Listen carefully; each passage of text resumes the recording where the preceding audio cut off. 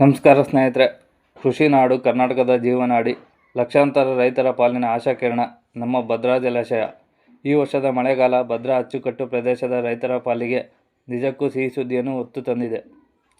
ಜಲಾಶಯದ ನೀರಿನ ಮಟ್ಟ ದಿನೇ ದಿನೇ ಏರಿಕೆಯಾಗುತ್ತಿದ್ದು ಡ್ಯಾಮ್ ಭರ್ತಿಯಾಗುವಷ್ಟು ಮುಂದುಗ್ಗುತ್ತಿದೆ. ಅಣೆಕಟ್ಟು ತುಂಬುತ್ತಿರುವುದನ್ನು ಕಂಡು ರೈತರ ಮುಖದಲ್ಲಿ ಮಂದಹಾಸ ಮೂಡಿದೆ.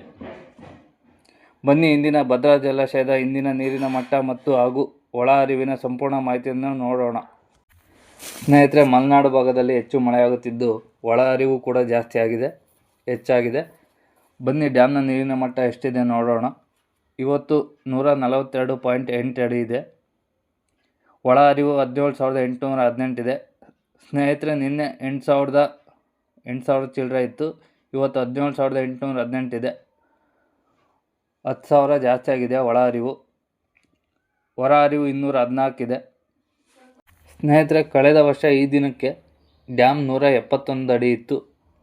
ಇನ್ಫ್ಲೋ ಒಳ ಹರಿವು ಹೋದ ವರ್ಷ 19,000 ಬರ್ತಿತ್ತು.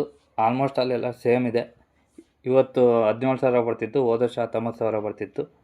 ಇದೇ ರೀತಿ ಒಳ ಹರಿವು ಹೆಚ್ಚಾದರೆ ಡ್ಯಾಮ್ ತುಂಬುತ್ತೆ.